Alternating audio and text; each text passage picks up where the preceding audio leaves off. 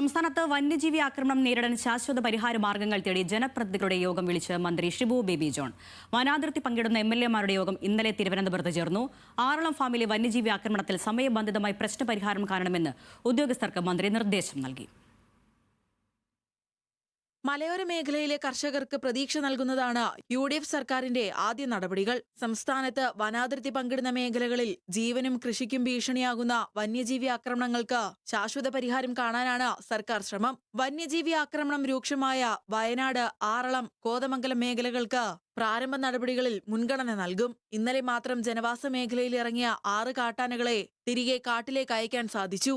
കൃഷിക്ക് ഭീഷണിയാകുന്ന കാട്ടുപന്നി ശല്യവും ഗൗരവമായി കൈകാര്യം ചെയ്യാനാണ് വനംവകുപ്പിന്റെ തീരുമാനം. ഇരുളത്ത് വിജയകരമായി നടപ്പാക്കിയ 3 ടയർ ഫെൻസിംഗ് സിസ്റ്റം വന്യജീവി ആക്രമണം രൂക്ഷമായ മറ്റു മേഖലകളിലേക്കും വ്യാപിപ്പിക്കും. വന്യജീവി പ്രതിരോധ പ്രവർത്തനങ്ങൾക്കായി കേന്ദ്രത്തിൽ നിന്നും കൂടുതൽ ഫണ്ട് ആവശ്യപ്പെടാനും വിവിധ ജനപ്രതിനിധികളുമായി നടത്തിയ ചർച്ചയിൽ തീരുമാനമായി. വനം മന്ത്രി വിളിച്ചു ചേർത്ത യോഗത്തിൽ മന്ത്രിമാരായ സണ്ണി ജോസഫ്, ടി സിദ്ദിഖ്, മുൻ മന്ത്രി കെ രാജൻ, വനംവകുപ്പ് ഉദ്യോഗസ്ഥർ എന്നിവരും പങ്കെടുത്തു.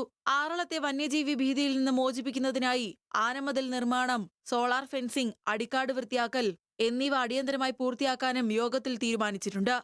ന്യൂസ് മലയാളം, തിരുവനന്തപുരം.